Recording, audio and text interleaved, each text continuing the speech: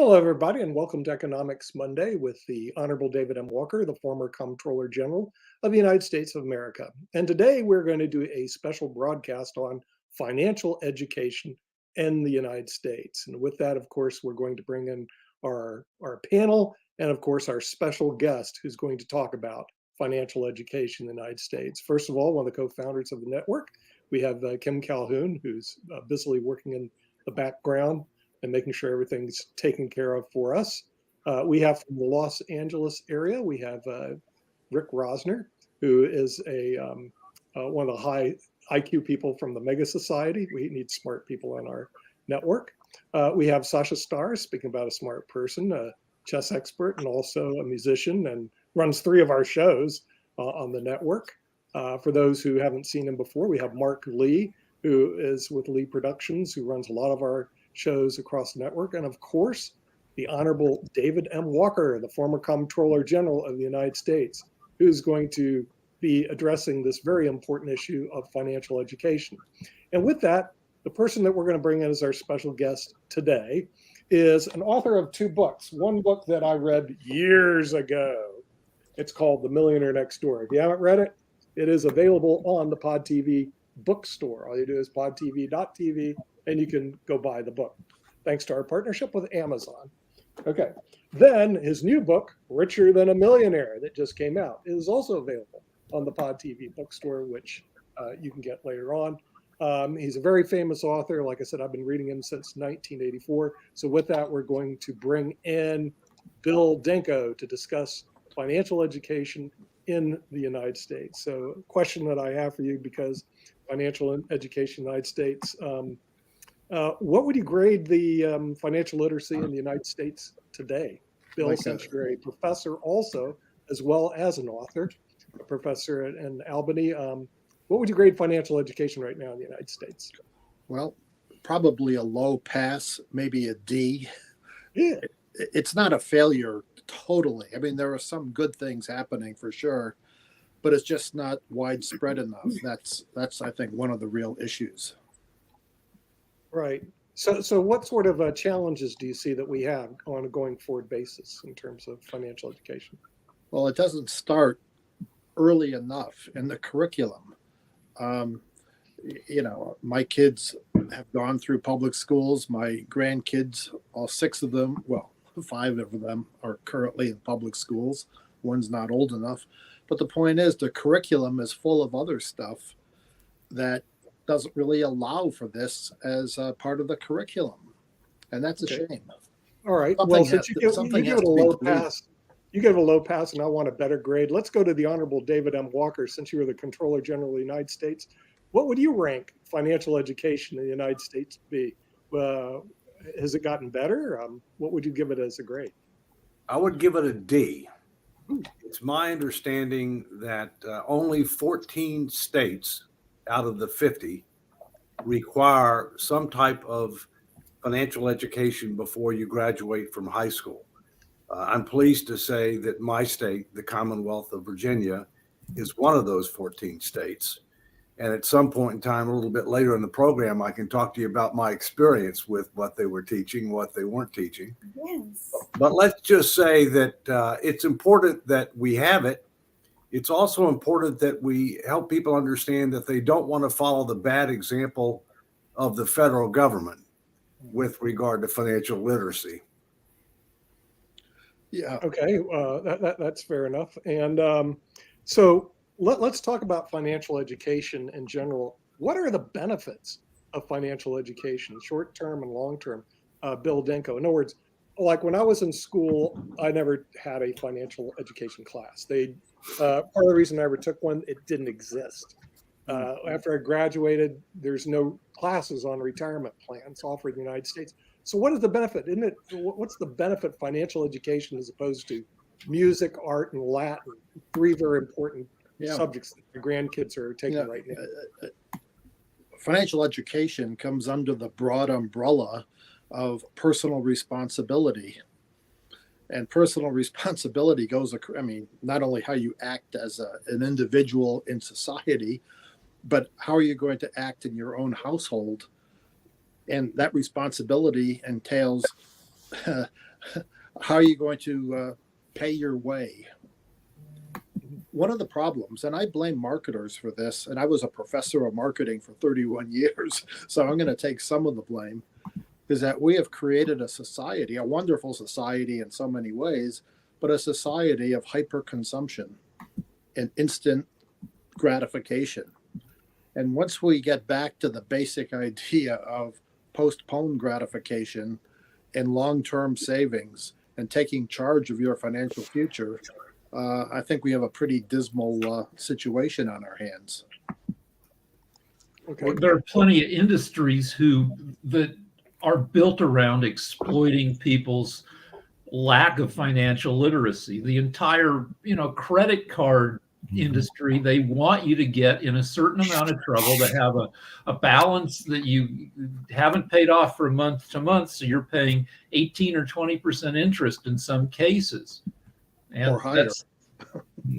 Hey, Bill, just really quickly, just as a question that crossed my mind, and I may have asked this question before and everything, but there was a notion of something that used to exist. I remember I had one when I was a youngster. I'm not sure that my nephews have one. I need to check with my brother and everything, but there was this notion of an allowance. There was also the notion of like the certain kinds of things that you could have, including some saving bonds and things along those lines from your bank. I remember my grandmother gave me one of those when I was a youngster. So I was just wondering, those that are in the Gen Z and the Gen X generation, do they even know what an allowance is? You mentioned having grandkids, and I was wondering, do your grandkids get an allowance? And is that something that people still do? Because that was one of the ways that people learned about fiscal responsibility, because you were given the money and you had to, if you wanted to waste it on an ice cream cone, that was on you, but you weren't going to get it again till later on, whenever it was designated was the time to get it. So I was just wondering, is that something that you're even seeing from your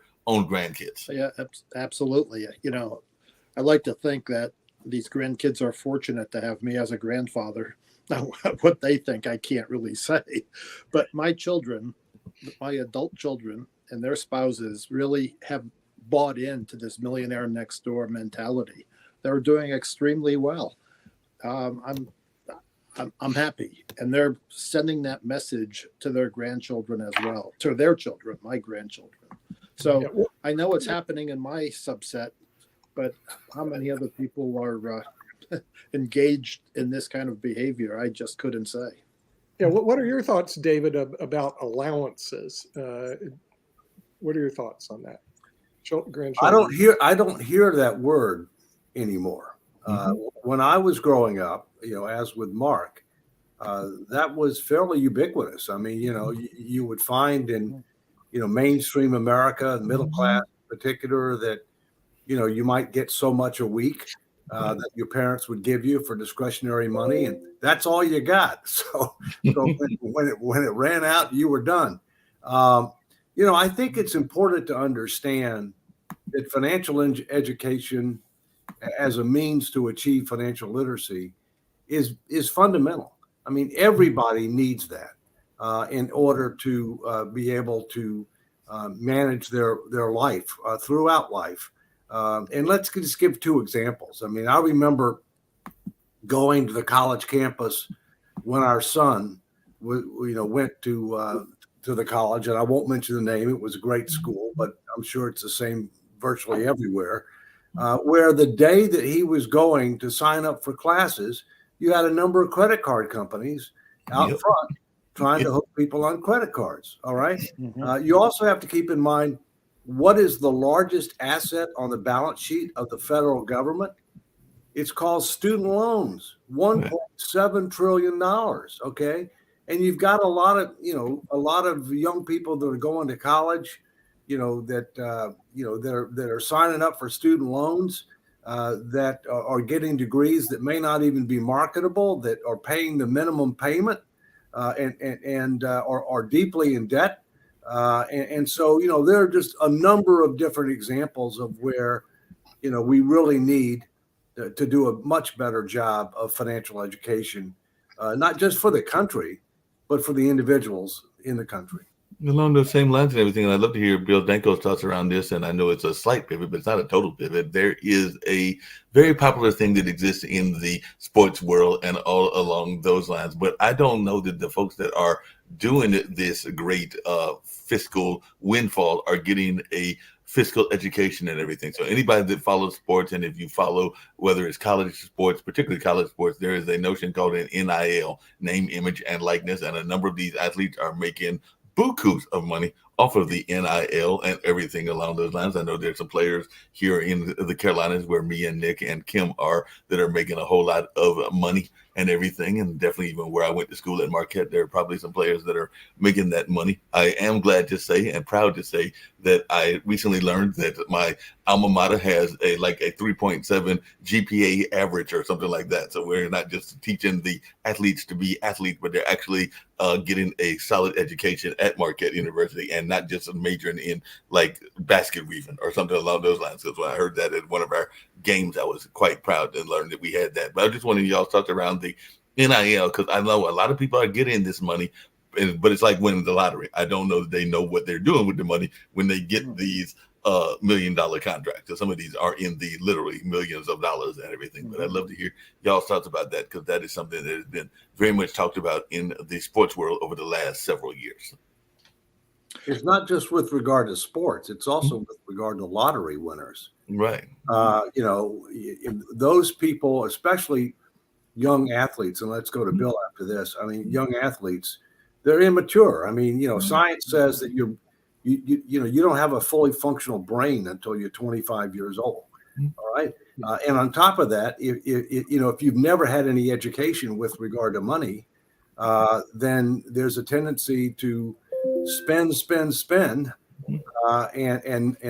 not preserve it. And when you're an athlete, you're not going to be working for 50 years. There's a limited amount of time that you're going to be able to work. And as I said, it's not just athletes. It's people who win the lottery. It's amazing how many stories you hear about people who come into big money and they don't end up getting the right kind of financial advice and professional help.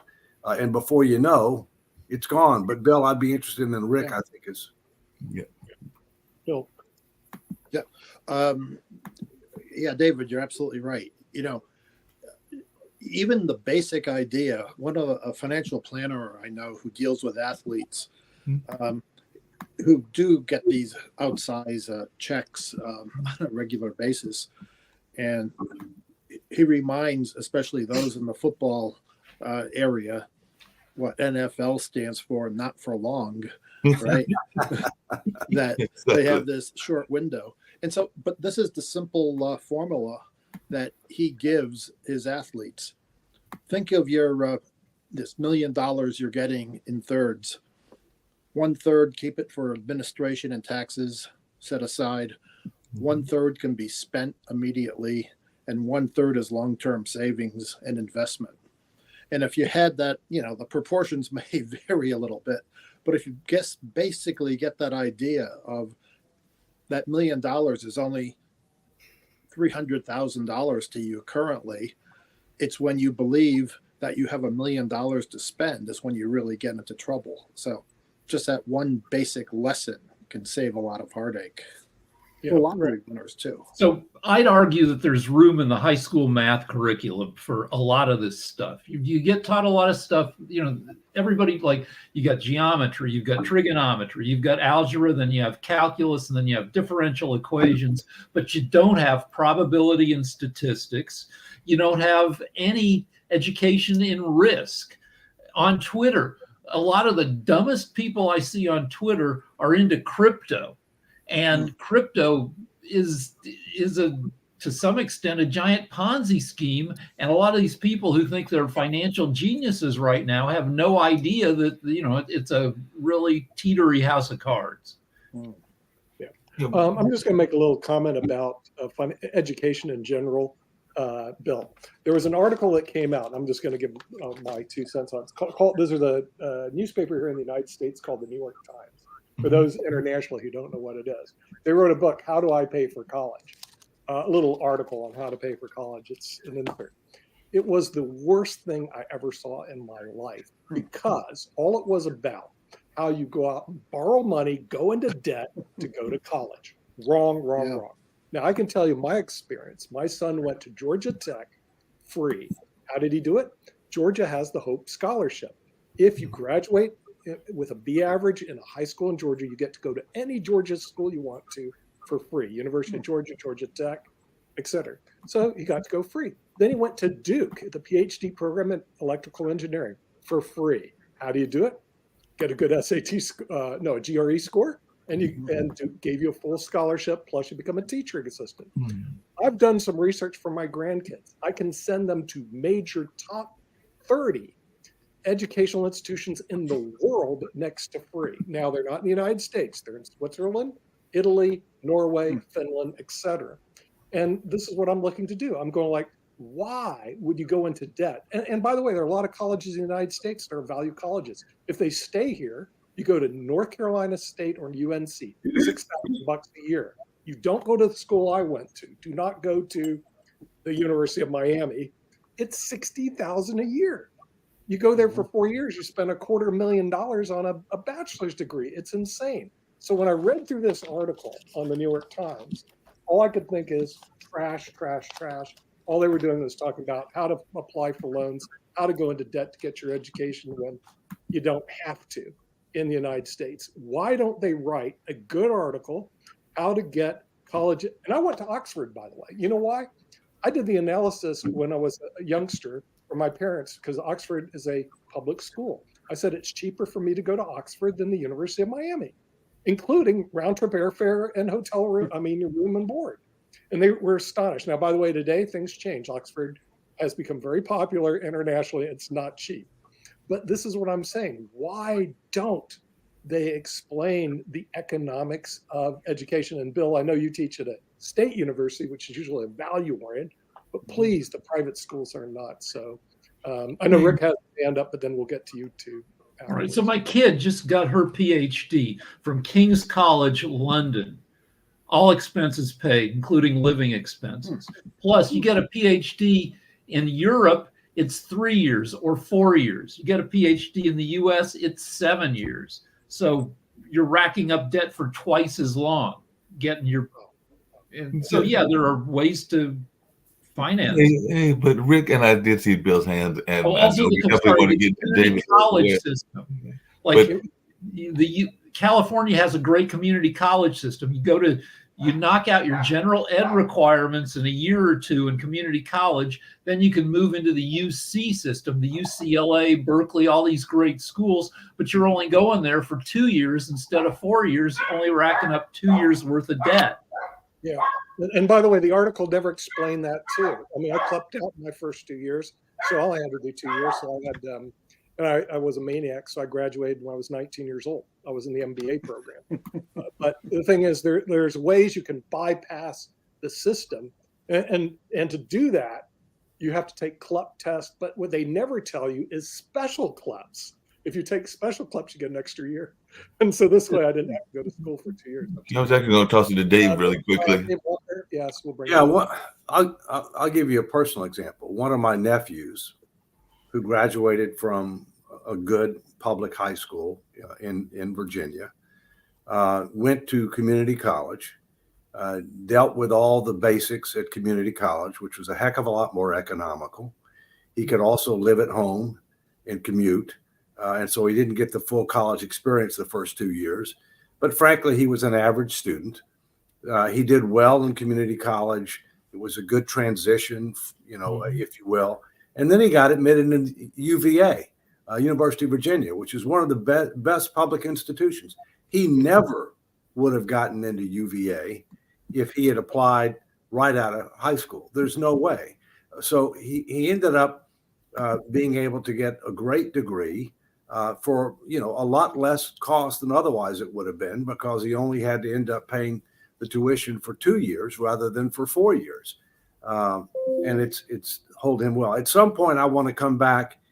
Doesn't have to do it now. Let's keep going around. But at some point, I want to come back and talk about that, financial education that my daughter was exposed to. And the good news and the bad news with regard to that. Just really quickly, because one of the questions I was curious about is, well, two quick questions. One, I hear what you're saying, Nick, and that sounds good and everything if you are of certain economic backgrounds and all along those lines. But for those folks that are listening that might be from living in Compton or living in Harlem or living in the ghettos of Detroit and all along those lines, how can we get them to understand that these opportunities exist and everything? Like I said, I was fortunate enough to go, and I actually got there because of a program called EOP to go to Marquette, the school that I mentioned, and it was for folks that either didn't have the greatest grades, and I had decent grades, but not great, or were not didn't have the strongest economics. And at the time, my parents were running a radio station, and I was living in rural North Carolina, so I definitely fell in that category, and I'm glad that I got that tremendous education from that great university and all along those lines. But I'm just wondering, how can we address that? And the other thing that I was curious about, and this is what I was going to ask Dave and even Bill Danko, is we talk about that notion of an allowance. Another institution that I used to remember people would talk about, including the financial aspect of it, and I'm not hearing it as much as I used to, but my grandparents, when they were living, they definitely did a lot of things in their Sunday school, and they did a number of things in the religious community. But even when I go to church, and I'm not saying that I'm the most avid church goer at the particular moment and everything, but when I go, I don't hear the financial conversation as much as I used to in even some of our community institutions like the church and like things along those lines. So I just wondering y'all's take on that, because that's something that I'm not hearing even some of our community institutions doing a good job of teaching the way they used to. Yeah. Well, Bill. You haven't gotten the tithing speech yet? Bill, please Yeah, go on.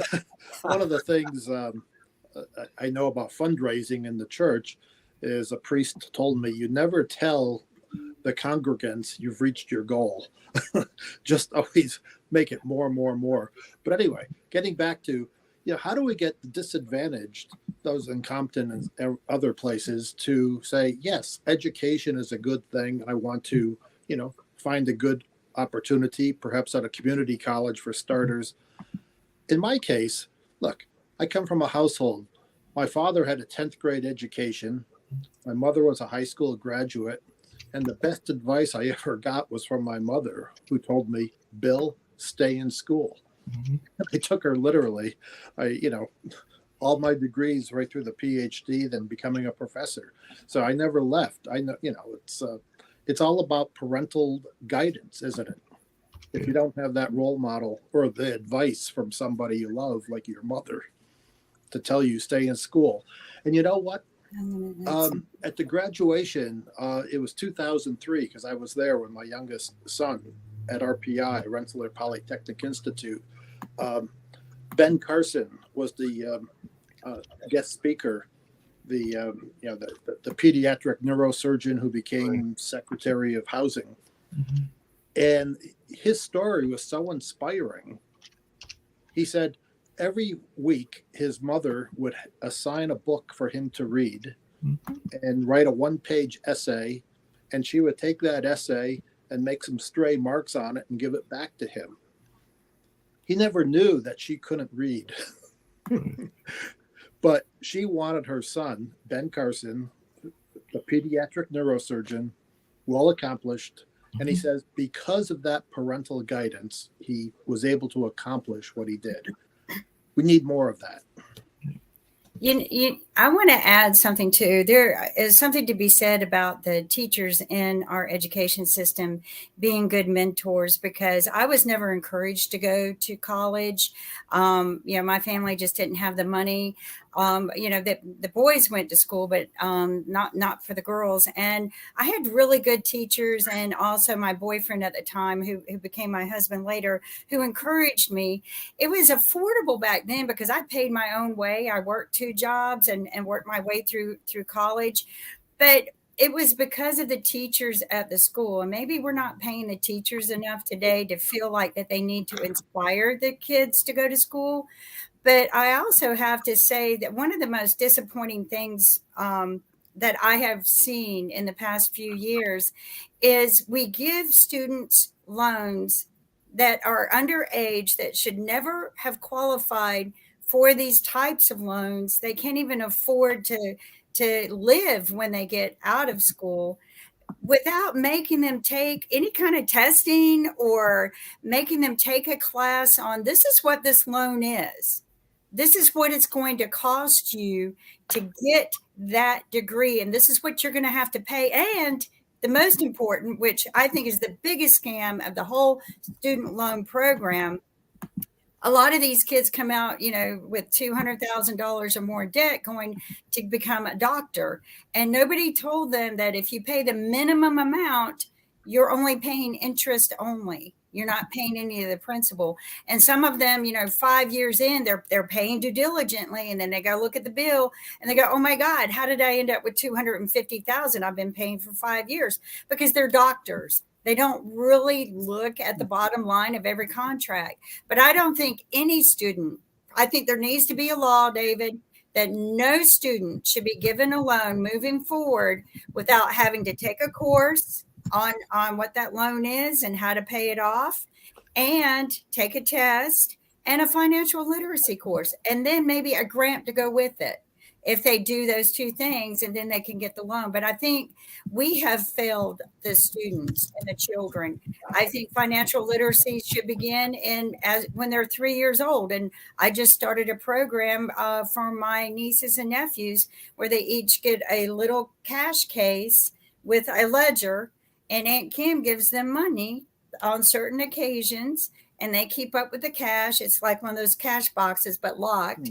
And they are to work with their mom and dads with it. And I've started this at 3 years old because the parents have asked me no more toys, no more. I said, okay, we're not going to do toys, but we're going to do something to encourage these kids to learn how to save money and how to count it.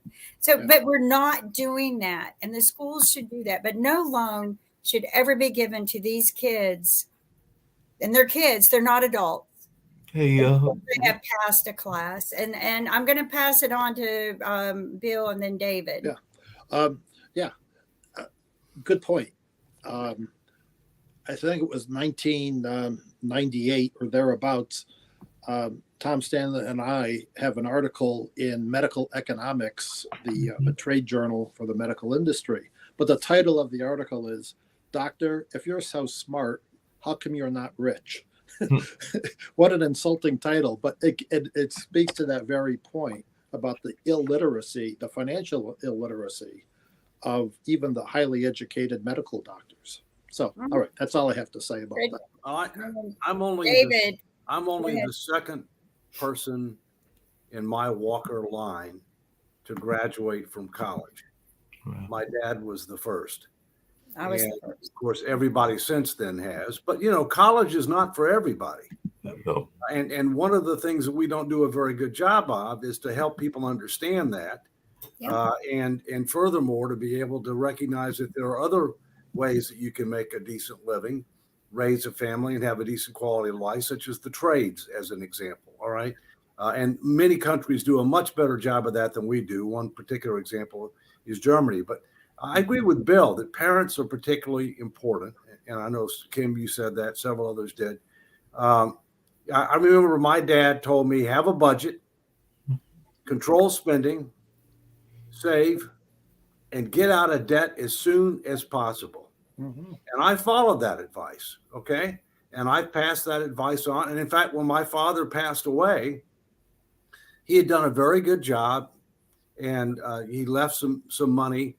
And one of the conditions that he and I talked about is, to the extent that anybody was going to get some inheritance, the first thing that they had to do is pay off all their debt. They had to be debt free. So he practiced what he preached. And I'll stop at that. But at some point in time, we got plenty of time left. I want to come back and talk about that financial education course that my daughter had to take. I want to Right. hear about that. Absolutely. It's interesting. Yes, Rick. It's fun. Yeah, I agree with you, Kim, that if you get married with with clergy, the couple has to sit down with the priest or rabbi for a couple hours and get counseled about this huge step you're taking. There's no counseling when you take on student debt. The financial crash of 2008 was built on saddling homeowners with insane mortgages and just building up these mortgage products, just giving everybody a home, even if they couldn't qualify for them. And it wrecked the US economy for a decade. And in student loans, you should have to sit down, you and your parents should have to sit down for several hours of discussing the implications of the loan and seeing that there are alternatives to taking on this huge debt. Speaking Well, of no Rick, I counseling, want to add something to that because we're at this point thinking that a lot of parents understand loans, and there are a lot of people in the poverty gap that would not even know how to explain that to their children. And, David, you were very lucky to have a father who did that. My father and my parents struggled a lot. I always heard, don't get yourself in debt. And I worked hard. I worked 2 jobs through high school and through college to never get in debt. And when I got older, I did, because I learned you can't get a loan unless you have debt, right? So there's a lot to learn. And I'm going to be starting a show real soon with someone who feels the same way about the way I do about the lending industry and how to get a loan, how to fix your credit. And I always try to understand, why do they punish you for paying off your debt? Because the credit bureaus do. So, but I agree that we do need to educate them. But, a lot of the parents don't know all of that, Rick. You're very blessed to know these things. And, Sasha and all of us are blessed to know them where we are today. And I think moving forward, we can inspire these kind of things that need to be done. Real quick, I want to just do a quick ad. We do have a bookstore now. All of our published authors are in the bookstore. Please check it out. And Bill Danko's book as well. So just hold on for a break.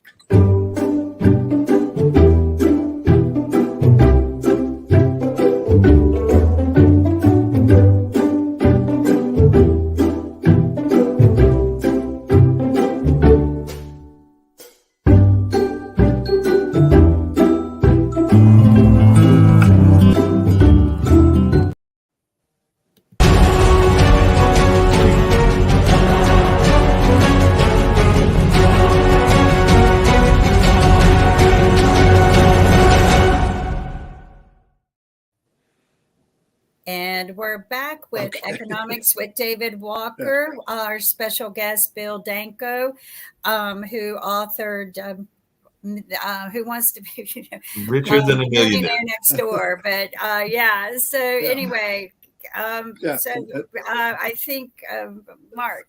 Yeah, speaking of that knowledge and everything, I was just wondering, and this can be a morbid topic to some degree and everything, but I'm thinking that those people that are inheriting items and everything, because we do know that as you get older parents, and definitely none of us here will live to be 200, even though I keep joking that I'm going for that and all along those lines, but none of us will make it to that state. So we will all leave this earth. And I'm wondering, how much of this education are we not passing down to our youngsters? Because I know a lot of people, we talked about the people that are fortunate enough to win the lottery, but there are also a lot of people that get their wealth and they inherited something, and I don't know that they are getting an education on that as well. So whether you're picking up some land, like I know some people that have picked up land in my own family, or you're picking up some bank accounts or some other properties, how much of that education do we also need to do as well? And I'd love to hear from Bill and David, because like I said, none of us going to be here forever, and hopefully we'll get some things either passed down to us or that we will wind up passing down to others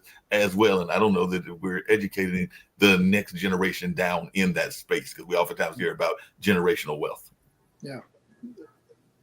Bill, go ahead, buddy. There's certainly some, ancient wisdom that's available to all of us. I mean, just thinking about the conversation we're having about this debt burden in the book of Proverbs, written 2,500 years ago, because I've used this in one of my presentations.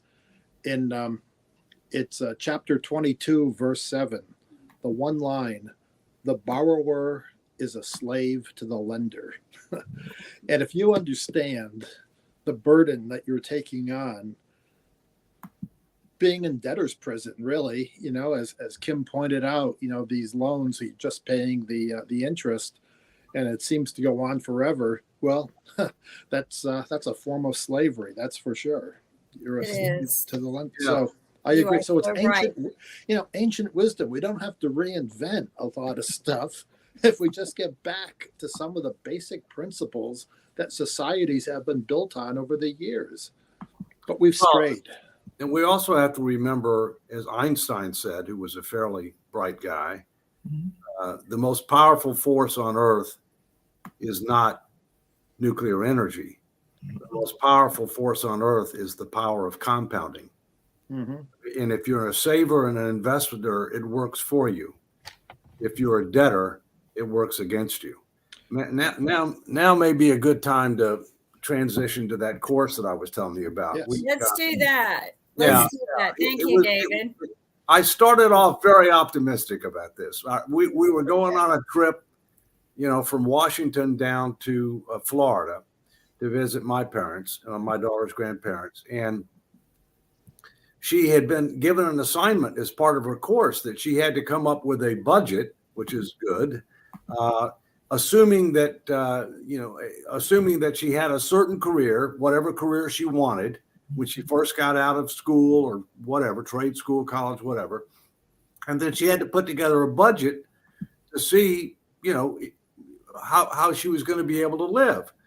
Well, she started interviewing about, well, gee, how much does so-and-so make? And what does this cost? And what does that cost? Whatever. So she does her budget. But then at the end, when she did it, there were 3 big problems. The first problem was that they were doing their budget based upon gross income, not net income. Mm. And therefore, they didn't include something called taxes. Mhm. Always So, get it. FICA, and both for Social Security and Medicare, state income tax, federal income tax, et cetera. So when she got done doing the first pass, she thought she had extra money. I said, that's great. You got more savings. But then when she had to put in something for taxes, she was underwater. Mm. But then the second thing was, I said, keep in mind, I said, you have more for savings. Well, one of the line items that she was supposed to budget for was not there, called savings. There was no line item for savings. And the other thing that there was not a line item for, there was no line item for charitable contributions. Mhm. So as a result, they're teaching her to budget based on gross rather than net. They're not teaching the importance of savings. They're not teaching, that we all have a responsibility to give something back, if you will, which was, I thought, pretty fundamentally flawed. But at least they had a course. Mhm. And Speaking you of know, I courses. want to add to that, David. Nick and I went to the Federal Reserve Financial Literacy course, a financial literacy program in Chicago a couple of years ago, and they had this Money Savvy Pig for children that taught the kids about earning money, saving money, spending money, budgeting it, and planning and donating. And what I noticed, and I brought this up to them, I said, where's the taxes? Why haven't you been teaching the kids that they have to pay taxes? They were teaching about charitable contributions, which I thought was, very big on their part. But that everyone forgets to teach about taxes, the net, not the gross. And there's only one way they're going based on our finances. They're going up, not down. Right, exactly. And we need to teach, and that's a big impact on a person's paycheck. No one taught me either. When I first got my first paycheck in high school, I was so excited. I ripped open the envelope and I'm like, what happened to my money? Who's this FICA guy? Right. Where's my money? You know what? FICA He didn't guy. work. I worked. I sweat. But yeah, and nobody even told me that I had to, file taxes the next year. And I was so shocked. Like, I was so scared. Nobody taught me any of this, not at home, not at school. I had a teacher who knew I had to do a lot of things on my own. And she did sit me down and she showed me how to file taxes and stuff. So I was very thankful for her. But We don't teach that in school either, I don't think, do we? No, Well- they don't. They don't teach it in college either. I mean, when it comes to FICA and your Medicare tax, and it's kind of also disingenuous because when you are an employee, you see 6.2% taken out on Social Security. You see 1.45 taken out on Medicare. But when you're a business owner, you have to match that. So when you're a business owner, you take out 6.2% and then you match it. So it's really 12.4. You take out 1.45, you match it another 1.45. So here's the reality. They never teach you that until you own a business. 15.3% of everything you make is taken out on Social Security and Medicare taxes. Do you know, Bill, David, I didn't learn that until I went to business for myself, and I got an LLM in tax and they don't teach you that. Well, there is a Okay, cap no, on it's a- Social it's a Security, basic but there's not a cap fundamental on Medicare. flaw Right. of our system is our education system when it comes to taxation. So I don't know, and it could have been learned in middle school. It's not rocket science, but I believe that a lot of the teachers don't even know it, and that's the reason they don't teach it, which is really astonishing. So if you're working for a living right now and you're a wage earner, your 15.3% is taken out whether you like it or not.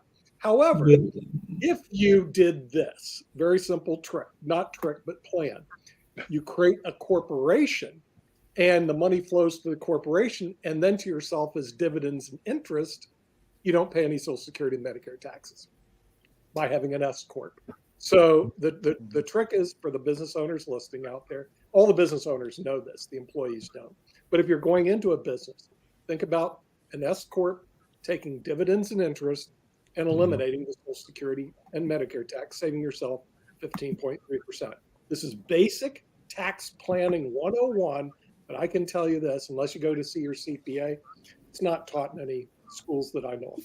That's Hey, fine. Nick, along those same lines, and this is for Bill Danko and for David Walker and everything, do you think that we are teaching enough? Because you kind of alluded to it, David, when you're talking about community colleges, about entrepreneurship. Because I know a lot of people that are in the school system now, whether they're in high school or grade school or whether they're in college, that are literally going to work for somebody else. And I don't know that they're necessarily thinking about going into business. And like you said earlier about college, I'm not saying that being in business is for everybody and everything, but I'm just wondering y'all's thoughts about entrepreneurship and if that is being taught enough, or are we teaching more people to go to work for somebody else, go work for the man, for lack of a better term? Good question. Yeah. Bill, what do you think? Yeah. Yeah, right. We basically train students to work for the man. And you know what? When students come to my office, or did come to my office, I'm emeritus now, and they told me they want to be an entrepreneur. I said, gee, that's really great. What's your product or service you want to create? Mhm. And, they fumble around with that. But I ask them, the drop dead question is, tell me how the world got along before you came up with this idea.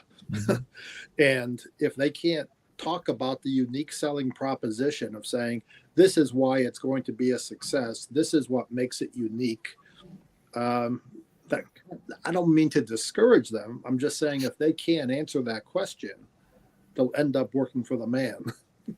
I also have another plug But on that's that. not a bad thing. That's like It's getting not a a bad free thing. education. No, You're it's getting not bad. paid to get Yeah, you're getting a educated. paid I education. did that for years before I started my own company. But see, I I work have for other- another bent on that. And I'm just going to tell you what it is. See, I was forced basically in 1984 to open up my own law practice right out of law school.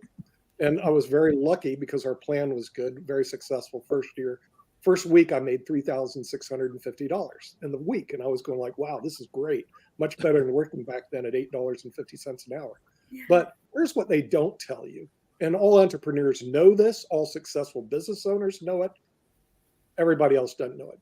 Be prepared to work 80 hours a week, not 40, 80. 40 hours is what you're going to do your job. The other 40 hours, you're going to be looking for a job. Seriously. Yep. And every successful business owner I know of works about 80 hours a week. They do not work 40 hours. So if you want a 40-hour work week, go work for the man. If you want to be the man, work 80 hours. No, not only that, but What not is only this? not only Joshua that, says this, Mark, full stop. full stop. No, but 40 full years. stop along those same lines. But hold on a second, I got to put a counter to that. I got to put a counter to that because most people that I know that are in the business world, and I think Jacoby can speak to this as well, and even Sasha, they do not necessarily just do one job. Because many entrepreneurs I know, including myself, I wind up having to work multiple jobs. I know some musicians that are also driving Uber and other things. I can tell you that just in this last weekend, I've already probably put in about 45 hours in the various works that I do because of having to maintain the lifestyle that I want to live and to try to make everything fit in that space of entrepreneurship. So a lot of entrepreneurs I know are not working 80 hours a day. They may be working closer to 90 to 100. You're You right. could build an entrepreneurial curriculum out of watching episodes of Shark Tank. Shark Tank has all these lessons about, what it takes and how even a good idea could be just a terrible idea for reasons you hadn't thought about. Like often it's shelf space. You've got a great new food idea. Yeah, how are you going to get supermarkets to put it on the shelves? Right. Right. And so a lot of these financial lessons, not just seems like could fit on your phone. That I would guess that there are apps now that help you monitor your finances, but they're probably not that sophisticated or widely used. There are tons of them. I use one myself. There's one called Mint. There's one called, I think it's Acorn or something like that. But there are several of them. Now, the only problem with those apps, and I'm thinking Bill can address this, as can definitely David Walker, is that it's kind of like that notion of putting in the correct information. If you're not putting in the correct information, then it's not giving you the assessment that you want, and all along those lines. Because you can put in the information all day long, but if it's not the correct information, then it's not giving you the correct picture. At least that's my observation. But Bill, what's your thoughts around that? Because I know that there are a number of these apps, but if you don't put in the money that you're making, if you're getting it misread, then you're not really getting the true picture. Mark, you're absolutely right. GIGO, GIGO, garbage in, garbage out. Right. As simple as that. So, Your phone spies on you all the time. Your phone should be able to figure out some stuff. Like your phone should tell you, oh, you just went to Starbucks and spent $6.90 on a drink, and your net income is only $11 an hour. Did you really want to spend, No. And you charged it. And you charged it. I'm going to plug this book again. See, one thing good about when I read this, okay, they were talking about millionaires who clip coupons, even though they don't have to, they do, okay, because they always look for a deal and save money. And I drive my wife nuts because Harris Teeter keeps sending us these coupons. Always clip the coupons because it's $10 for $75 spent. And I just go, you can't get that rate of return anywhere else. You just clip it. Hey, Nick, I know some people that are in the wealthy space that are big fans of antique stores, big fans of thrift stores, and big fans of the dollar store. And I'm sure that Bill Danko and David Walker probably know some people that are in that same camp that make some pretty decent money, but they will go to a thrift store in a minute and get them something that is very affordable and all on those lines. And even to what you just said earlier and everything, I do wish that app would exist and everything, because one of the jokes that I used to tell sometimes when using that ATM card was that I knew that the ATM card was laughing at me because I knew that I didn't have the money and I'm trying to put the card in there and the ATM card is going like, Mark, you do not have the $100 you want in that bank right now. So I don't even know why you asking me for it, because you don't have it. One of the things I remember when I was growing up and when gas prices were at a different level than they are right now, that my dad, when he saw a gas station who had a gas price that was like just a few cents less than one down the street, he would pull over even if he only needed a couple of gallons of gas. I mean, that's just kind of burnt into me. I'm the same way. Yeah, I mean, because that's what the millionaire next door would do. Yeah, I mean, Keep that's it the reason full. people should read that book. yeah, keep it full. Keep it full. Yeah. But I want to add something too. You know, we were talking about charitable contributions, and we could also do some charitable contributions into the financial literacy programs for people. I will be going to the Super Bowl this week. I wasn't planning on it. It was a last minute, Kim, you need to get here. And they're paying my way, covering my expenses, and got me already into the events. But it's about the pregame events. They're all charitable events. So maybe next year we can kind of plan ahead of time and get a charitable program for financial literacy, because this is probably the biggest place to get as much exposure in 1 week as you can on these programs. But you know, we need to think about how we're teaching our children so that they can survive the future. And I know that all of you do this. I know David even does this. He goes to DC to help us. But we need to focus more too on not just our own children, but how we can reach out to other people and make it available. Because like David mentioned, not all the states are on board in teaching the children financial literacy. And that's very disappointing. California might be getting on board. There's a proposition that might end up on the ballot to make financial literacy mandatory in high school. Hey, just really quickly, and you kind of alluded to it, Kim, and everything, and I know we're winding down, but this is actually for both Bill Danko and David, our esteemed guests and everything.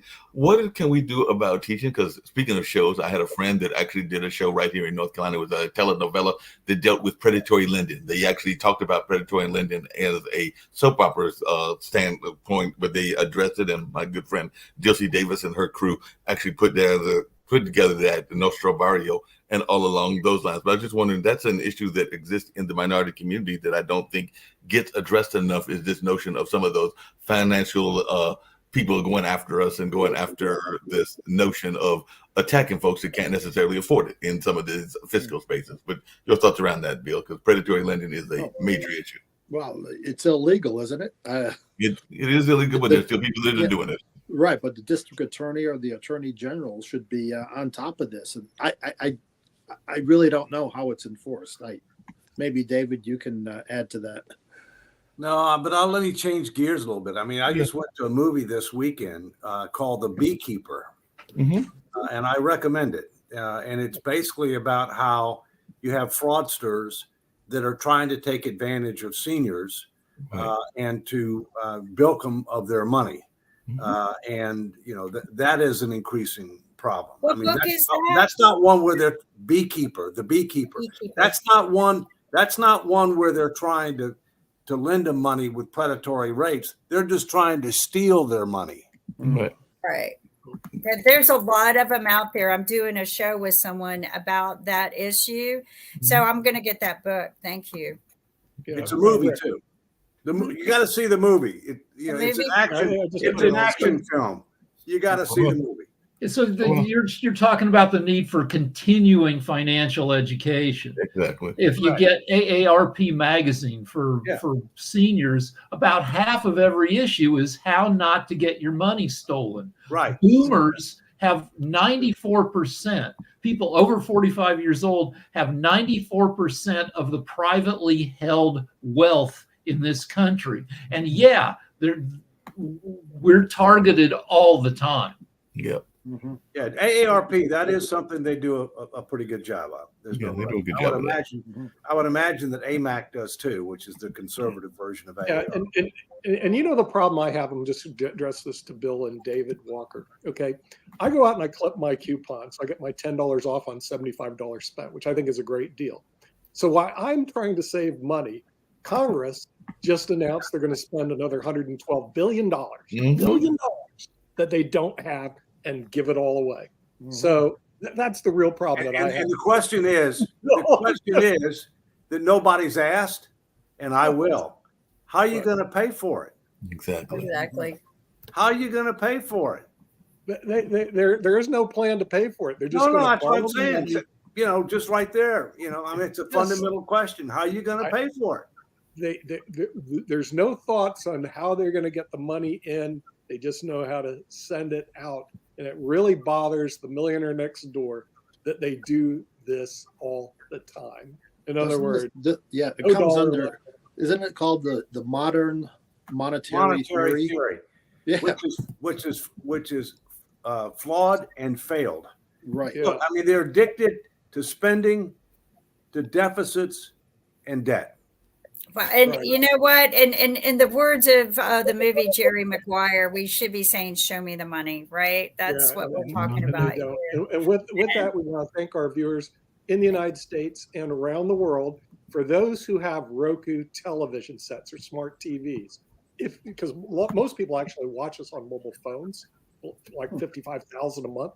Okay, please go to Roku, go to your television set, go to Roku, type in Pod TV, and you'll see our 4 channels that we have on Pod TV, including this show and other shows on the network. I got to tell people to do it because otherwise they won't do it. They continually watch on their mobile phones and desktops. But you can actually see us on your TV, your smart TV, by typing in Pod TV on your Roku set. And with that, we want to thank our viewers in the United States and around the world for Economics with the Honorable David M. Walker, special edition on financial education.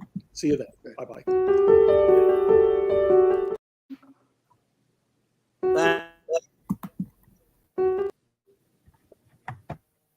I thought that worked fine.